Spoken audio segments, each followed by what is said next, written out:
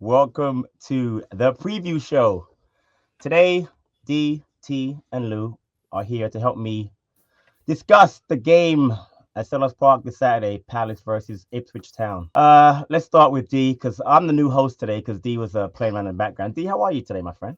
I'm good, man. I'm good. Sometimes it's good to just sit and it's just much better like this. People don't understand it. There's a lot of work I put into all these shows, especially the preview show, the prepping and stuff. So sometimes just sit back and just relax and talk about Palace. And now I can actually give my ball knowledge to certain people rather than judging both. So it'll be good. It'll be good. This is going to be an educational lesson. Let's just say that. And T, welcome back, bro. How are you, man? Long time. Good, brother. Very good. Happy to be here, man. Fine. This guy's been scouring Europe. Hey. ever since deadline day. No, but we're not going to announce news yet, are we, T? No, man. No. We're gonna wait. Let's go set it off. Big news coming up regarding Tebow. Get that. And Louis, how are you today? Listen, I'm so appreciative of D and his hard work for the previews, everything, setting everything up. Without him, the show wouldn't be what it is. All the graphics, you know what? The factoids, all the screenshots, like everything that you do on these shows, man. All the information. No, listen, and it's so good. It makes up for the fact he knows nothing about football. Okay. I'm gonna say, you know when you put your rubbish behind your boss's back, and then the boss comes in, and you're like, you know what? You're such an amazing person, this and that, and you're just trying to stay. Look, Lou, you just you don't help yourself. But I'll teach you a few things. Because it's good to learn. Oh yeah. All right. Please remember to like, subscribe. Look out for future content. For instance, D has already dropped opposition preview. Check that out. And quick question, D. Next week, Palace are playing a friendly. Are we going to be doing a watch along for the Ham Cam game? We will be there Thursday at 3 p.m. Wow. We will be there. Where are they even from? Where's Ham Cam from? Norway. Okay. We will be there. It's the watch along for the jobless. We will be there. Yeah, man. We will be there. Because you work one day, look at it. Look, I'm at work, whatever. Look, T doesn't brag about working. I said for the jobless. I said I will be there. Oh, you're gonna be there. Yeah, we will be there. Hey, Patrick and T, who invited him though? You by yourself? You watch one by yourself. On my own channel. What you don't know is Lou got 100K subscribers. Yeah, he's trying to help us out. Yeah, here we go. You started it. No, I don't want to plug it. No self plugs. By the way, we are on the road to 6,000K. By the way, so I mean, let's do it. So let's keep that going. As of recording today, the only Palace news of note is that Jean-Philippe Mateta is up for the PFA Fan Player of the Month award.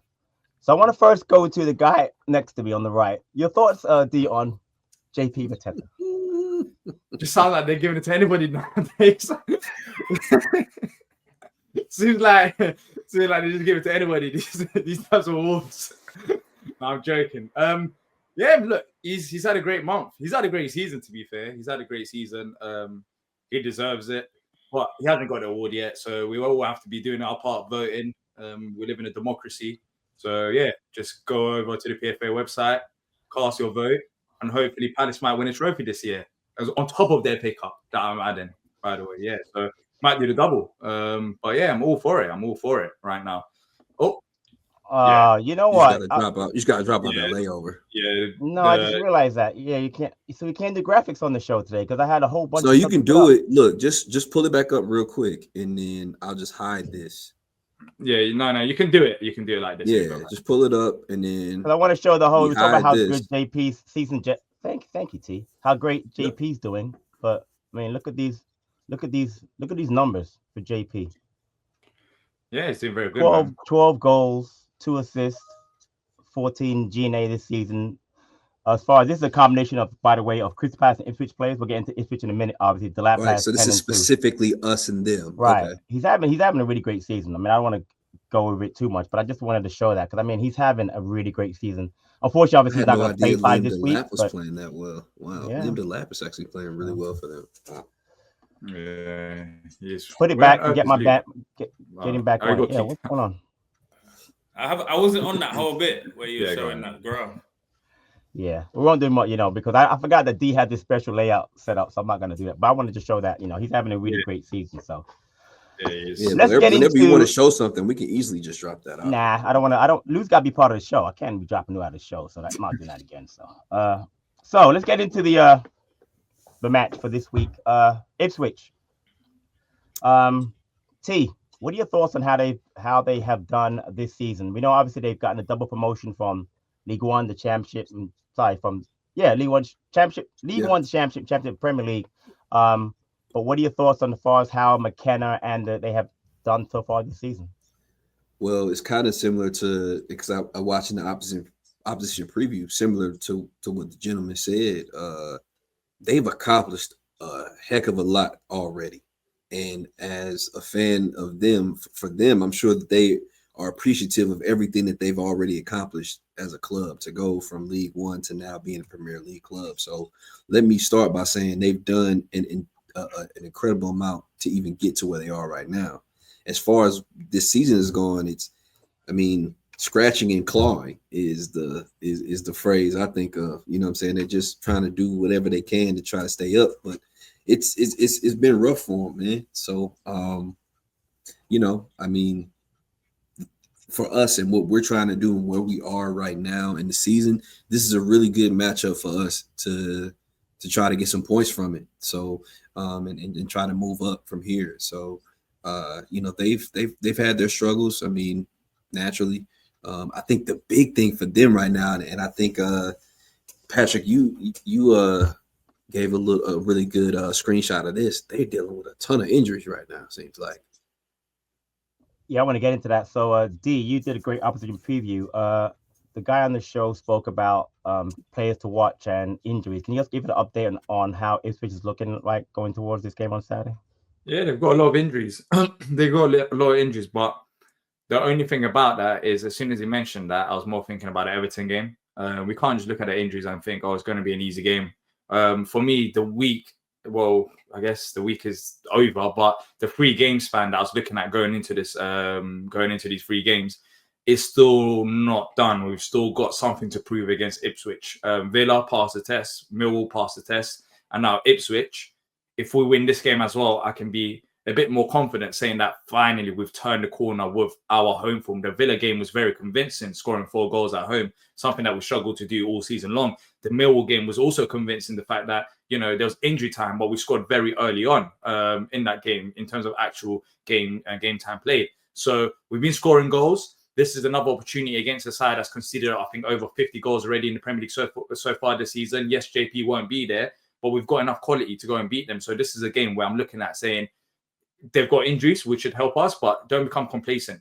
Go out there, do your job. And I think if we do what we do best, we should be able to get another win. And it's crucial to get another win, to be fair, if we want to be involved with the pack above us. So yeah, I'm hopeful and I'm looking forward to it. And I think we can get the job done. And Louis, what are your thoughts on Kieran McKenna as a manager and how they set up Ipswich? He's thrived in League One and the Championship. I think he's definitely struggled in the Premier League, but that's probably got to do with the level of player he is working with. I think that is a Championship squad at best. I even think the investment in January was geared towards bouncing back more than staying in the league. I think he's a really good manager. I think if there's potential spots opening up for a management role in the Premier League next season, he might take it. His stocks have dropped a little bit because everyone was kind of ranting and raving about Ipswich. There was even a few Palace fans who spoke about Ipswich's squad is as good as ours, or they got played with our squad's on par with each other. But name and shame, Louis. Name and shame right now. No. We weren't. Stan. But anyway, the Premier League's unforgiving, and like with Luton, Everyone kind of raved about them and their team. Listen, it fizzles out, man. The Premier League's unforgiving, and they just don't have the quality around the pitch to compete. But he's a great manager, and I think he's got a good future. So with that in mind, is there anyone we should be aware of? Obviously, Liam Delap, we all know them, but you know, anybody in particular you'd be worrying again? Did the opposition preview? They do have a lot of injuries. Like, for instance, Omar Hutchinson won't be playing. Smartix is out, but I think the guy mentioned Jack Clark, right? Jack Clark, and who doesn't tend to start for them. Yeah, Jack Clark, the Championship. He's saying he's not really ready for the Premier League. Like, he's seen glimpses, but he's saying he'll be exit playing the Championship. So that's where we're at right now. And for that reason, like, we have to get there. Philogene and Clark on either wing. Yeah, it'll be Philogene. Most likely, I've probably, after saying Beto weren't great and then he dunked on us, but I think his underlying stats better. Like, he played against Brentford last week and missed 2 sitters and 1-on-1. So it was a dip in, he had a good run of form, but same with Philogene. I just don't see. He's played against us twice and he's been very bad. The center back from Greaves. France. No, from France. For who? Is he Swedish? For who? The Ipswich. What's his name? I think he plays for Ipswich. No, they got Greaves and Burgess. You said got Greaves and Burgess? Okay. Yeah, and Luke Wolf and then Darren O'Shea, right? Yeah. Okay. I'm thinking. Obviously, we'll say they've got a really good left back, Leif Davis. You can be a threat. He plays zero defense though. Yeah, I think he'll probably nick a move to the Premier League, or he might stay. You never know. I don't really know what Ipswich's plan is for when they go down, but they've definitely got a squad that can bounce back up. But I don't really normally say it's a must win, but I definitely on D side of the fact that we have to be taking 3 points from this game. Yeah, I think that's true in lieu of the fact that the last 4 games they have yet to win a game. The last win was the FA Cup 4-win away to Coventry, and they've obviously just lost on penalty kicks to Forest. They actually fought they pretty well on Monday against Forest, but they had to go into extra time, obviously, and pens. So with a not a deep squad as far as injury wise, do you think that's going to help us to play them with that game for Monday, or not going to be a factor at all?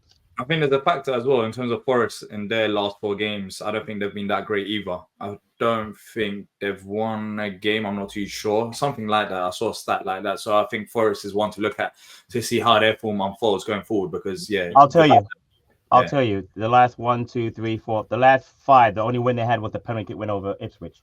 And that wasn't even a win. That was a draw technically. So they didn't even And so I think that plays a factor in terms of Ipswich versus Forest as well. It feels like the Forest that's been winning games left, right, centre. Then but on paper, when people look at it, like, oh wait, they got a good result against Forest, who are 3rd in the league. Well, Forest are not doing as well in terms of form wise. But yeah, look, it doesn't really matter who they face. I think if we go out there and do our job, we can beat anyone on our day, and that's the reason why we've been hopeful of an FA Cup run and saying, who can't we beat in those 8 teams that's remaining. And I think that speaks volumes because there are some good teams there. And I think with Ipswich, we beat them in the reverse picture at their ground. And at that time, we weren't even playing that great. Like, we had to win that game. We weren't that far off Ipswich. And now our form has improved. I know the only person that's missing is Mateta, which is a massive miss.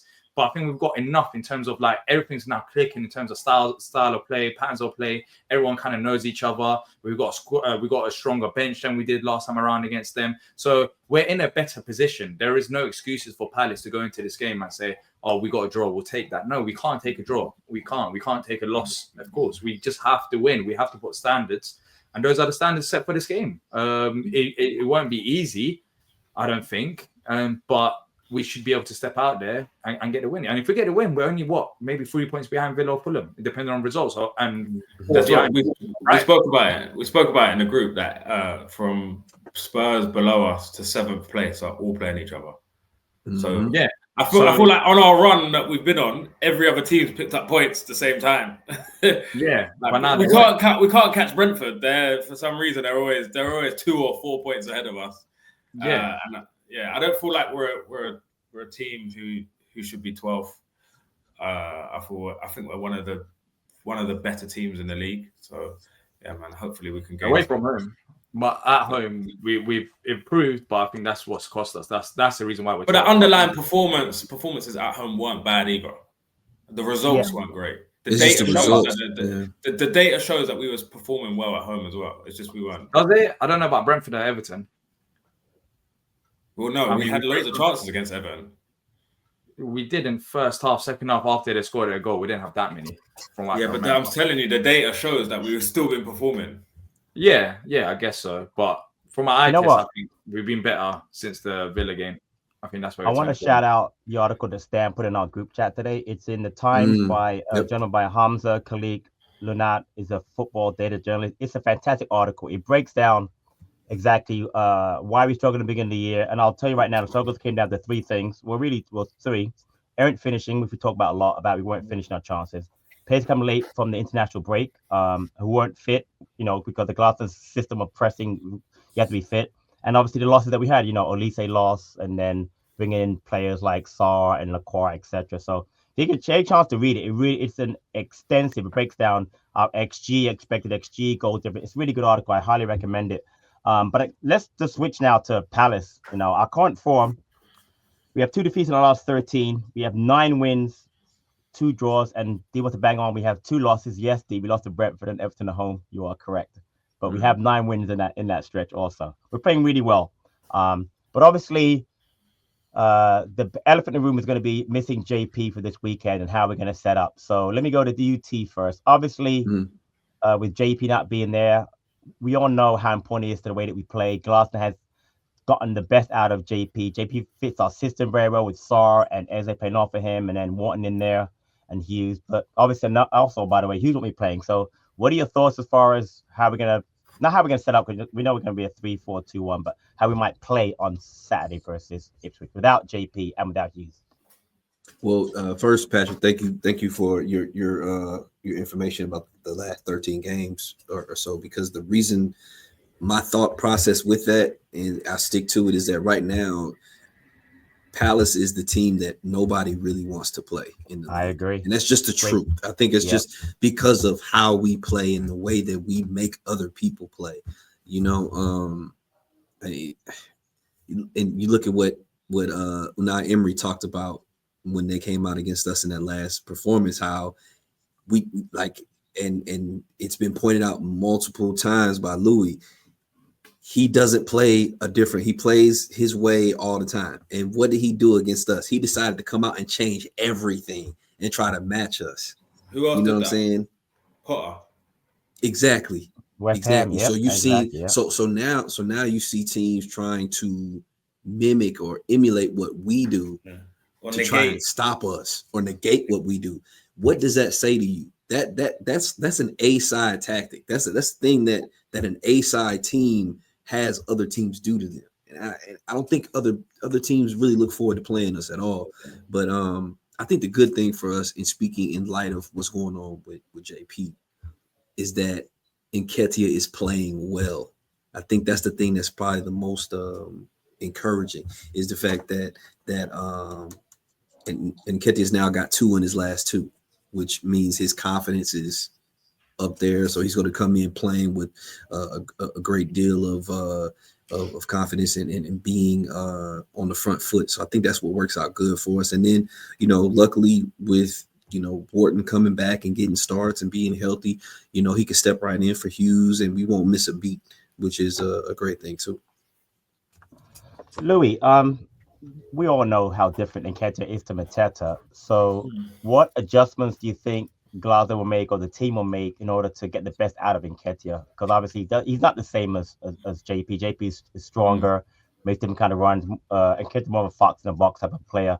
Obviously, as T pointed out, he's got good confidence now with the goal in the cup, the goal in the league. But do you think we should change the way we? I shouldn't put it. What do you think we should try and do to get the best out of him on Saturday? Yeah, that's probably a really tough one. Because I was quite happy that Nketiah scored the 2 in the last 2 games, because he doesn't come in with the pressure of scoring. It's kind of I think everyone will be happy if Nketiah doesn't score him. I'd rather him play well and and we win than him get another goal. I'm not really worried about him getting that goal anymore. When it comes to style of play, JP is such a big factor to our system. I've been thinking about it, and I don't actually know how we're going to tweak it. The only thing I could probably say is quicker balls in behind from Wharton and stuff like that. Greaves, Burgess, and their defenders aren't the quickest. But then again, I think a lot of it might rely on how Ipswich set up. Because he's not really a negative manager, McKenna. But then also they can't come and open up against us. But then again, they also need to win. They can't draw this game. They're too many points behind Wolves to be going for draws at the moment. So normally I have like a theory, but I think they'll be really working on it this week on maybe patterns of play, and Glasner will probably have to pull something out of his hat with this. And I think it's a situation where if we get our noses in front, it will be much easier. If we get frustrated, that's when it will become harder. So maybe if we can score early, the first 10, 15, 20 minutes. Also, like, I know if we get possession in their half, I think we shouldn't really waste possession in our own half. I would like to see us kind of try and box Ipswich in, relentless, recycle the ball, keep it moving quickly. But yeah, I think Glasgow will have a plan. But yeah, I'm actually excited to see what he does with Nketiah, because I don't think we can play exactly the same way with Mateta. Right. One thing I liked about the article was it said that Palace are happy to play attacking forward passes, knowing that they may be intercepted, so they can actually counter press. And our pass success rate is 77.3%, which is lowest in the league. But it was actually higher during the first 8 games of the season. So we actually, because what we're trying to do, we're actually trying to play more aggressive passing going forward as opposed to playing the safer pass. So D, do you think that will help Nketiah playing those more attacking passes as opposed to trying to play the safe pass? Like from for example? With him, we just have to make sure that if we give him, I said it all along, like even in games where he's come on, one, he hasn't played in his position, and two, we haven't really given him that much service in front of goal. Of course, he's had a few chances here and there, but I think we just have to give him service in the box. And then his movement has been very good in the box, by the way, even for the Villa goal, like to be at the right place at the right time. Sometimes is underrated element. You might think, oh, he just got to tap him, but he was at the right place at the right time. Like some players cannot even get that right. So that was good. The only thing about Nketiah that he needs to improve on from the Millwall game, and maybe that's comes from a bit of rustiness, is his passing. He completed about 9 out of 20 passes, 45%. Right. And it was noticeable at the game as well. At times, he'll be like easy passing layoffs, for example, to Eze or someone else around him, and he wouldn't pull it off. But apart from that, I think he's growing in confidence. If he improves that element of the game, I don't think there's like a major tweak that we need to do to fit Nketiah into the side. He came on against Millwall as well, and I don't think he played particularly bad. Like he has a lot of attributes to his game that he can still offer to help us bring players into the game. As I said, it's just the passing. That was the only downside. If he can get the passing a bit more accurate, then Mateta, I think, is stronger physically, but Nketiah, for example, with some of the crosses coming into the box in the air, he has good instincts. He can jump for the ball. So I think there's pros and cons of both of them. One thing for sure is that a lot of people have been slating Nketiah since he's joined, but I'll 100% have him starting this game over Edouard. I think it's still an improvement. People are too fixated on the price tag, and I understand it because we're Palace and we shouldn't be paying £30 million for players to sit on the bench.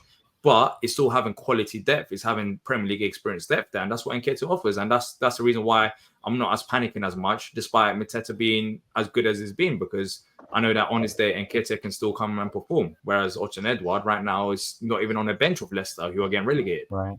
Yeah. So what do you think? What do you lot think? If you was someone was to say what they've been doing on the training pitch this week, do you think the focus has been on off the ball movement from Nketiah, or do you think he's been focused on the patterns of play for Nketiah, or what do you think?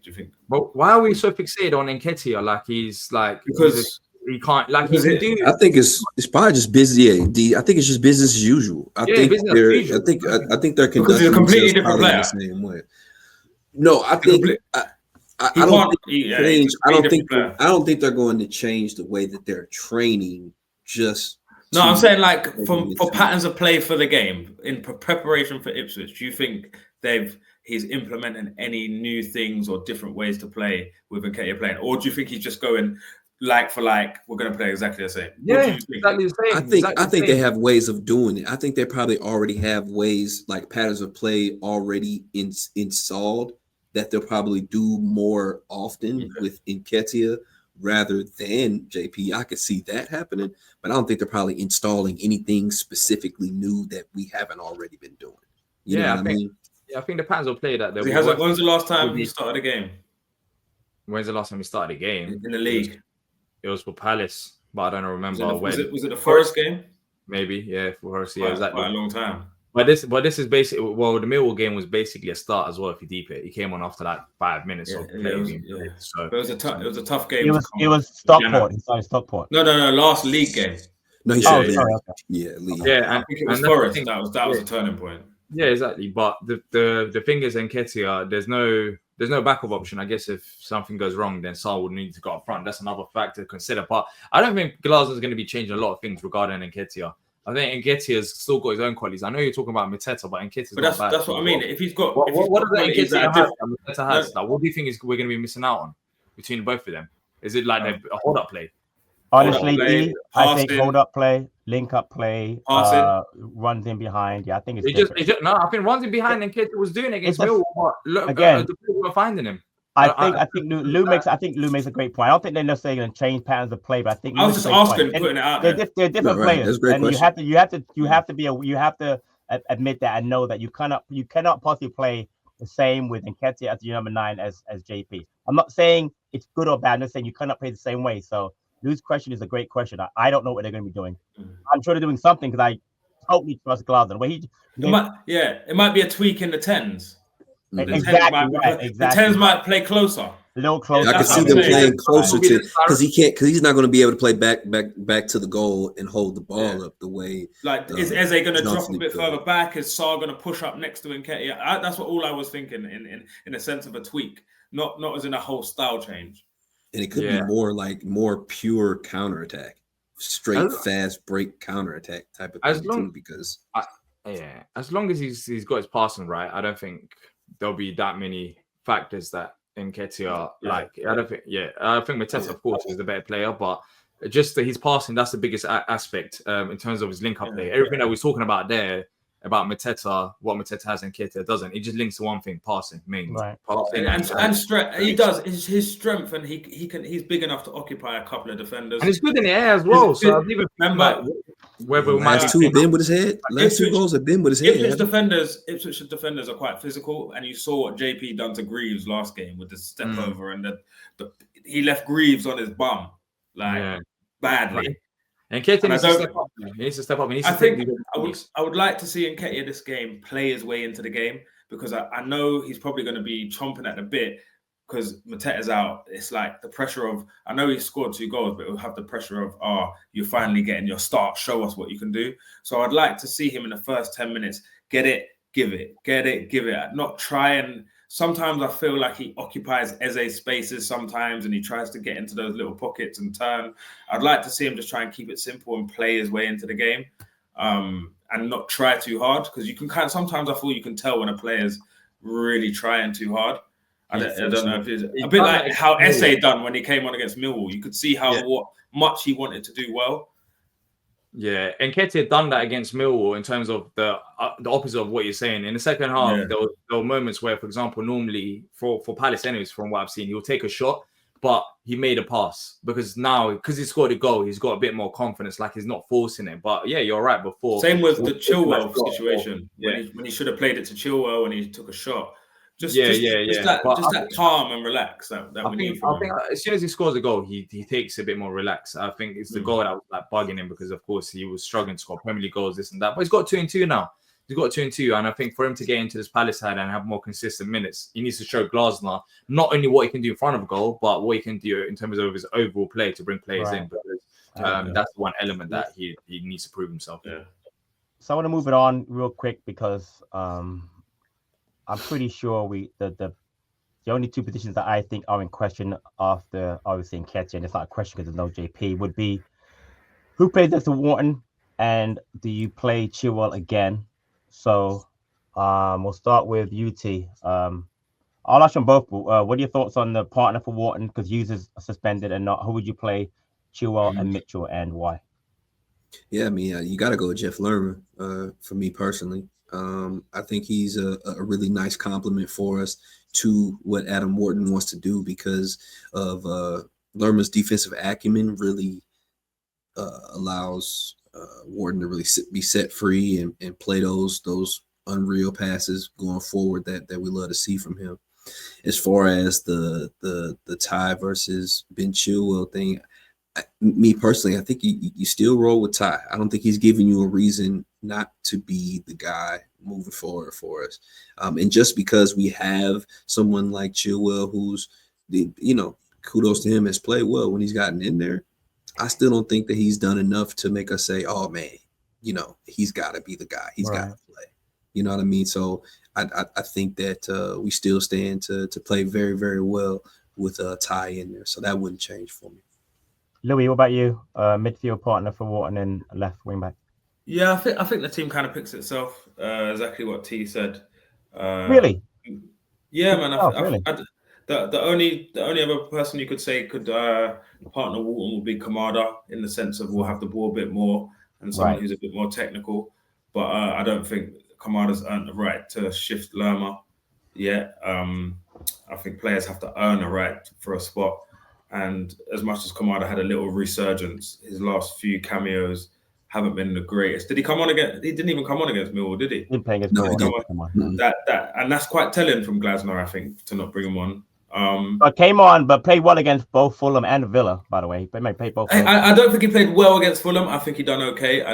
What people said about him was a bit over the top, but I don't think he done well. He helped see out the game. I watched it back. Yeah, I watched the extended highlights. He done. I watched the whole 90 again. That's how bad. I get that. But I'm just saying, I don't think he done anything to. Obviously, if he done really well, he would have played against Fulham. He would have probably played against. Nah, he wouldn't have. He wouldn't have, because this where education comes in. So the reason why he didn't play against Millwall, the reason why he didn't play against Millwall is because it was 4-1 up. It was 4-1, yeah. It was 4-1, yeah. It was 4-1. It was 4-1 against Millwall. It was 4-1 against Millwall. 3-1 up. I meant 3-1 up. Okay. And there was a reason why France was on the bench as well as Esse, because the plan all along was clearly to give those players minutes. So it's not about Kamada. Anyway, can I finish about mine? No, but I'm just saying. So it's not about. We're having a serious conversation here, D. Yeah, let's have some parliamentary procedure. No, because let's have some parliamentary procedure. You looked at Millwall and you thought order. Let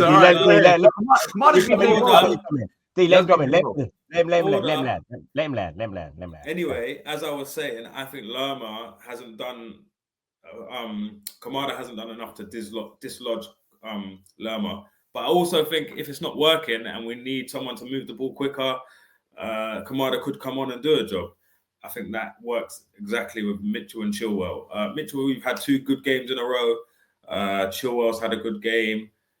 You have to keep the same standards. If he's not keeping the same standards, then bring Chilwell on 40, 30 minutes to go. This is what we need, competition. The best man wins. That's how it goes.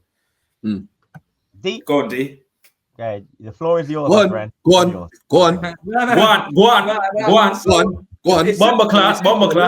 Lerma starts for me, of course, but the one factor with Lerma to watch is let's see how he's on the ball, because Ipswich will be pressing him, and I think he will be a target for Ipswich as well because of his ball playing abilities. I think it's limited, but Kamada can come on if it's not going well for us.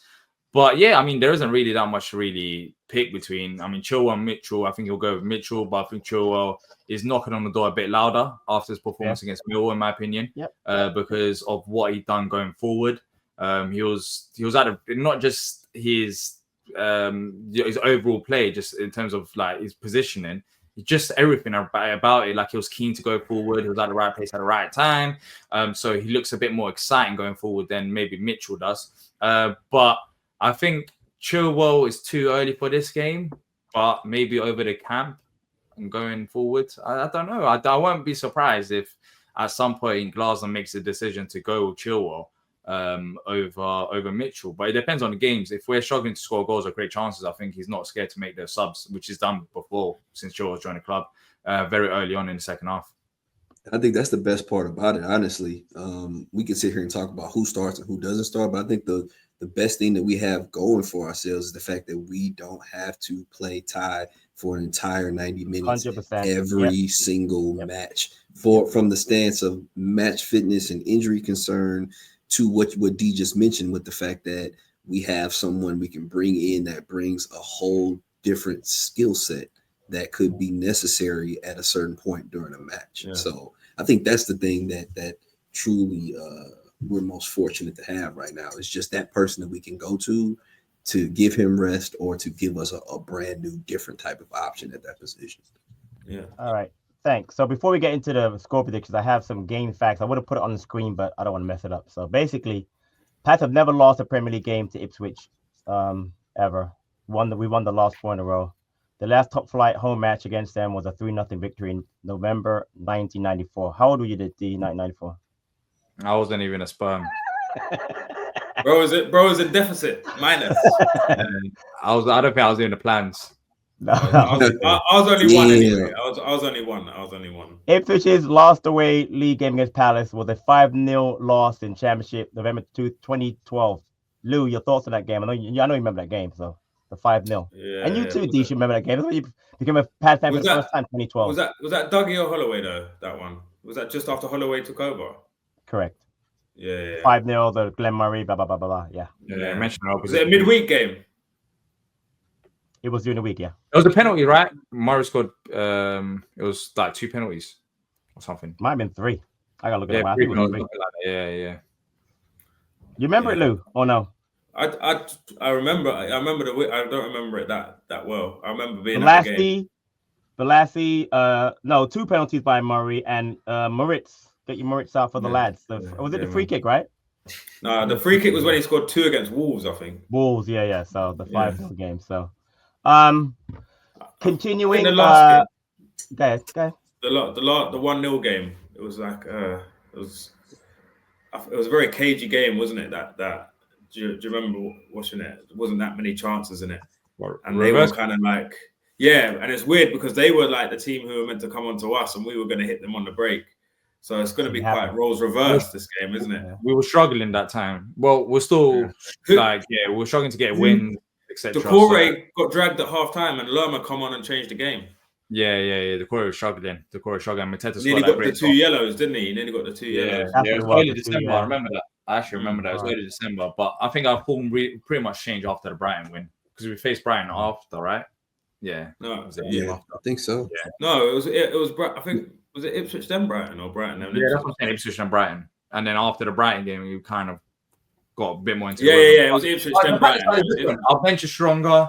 The team is better positioned, apart from Mateta, of course. So, overall, that's what I'm saying. Like, I'm expecting to win.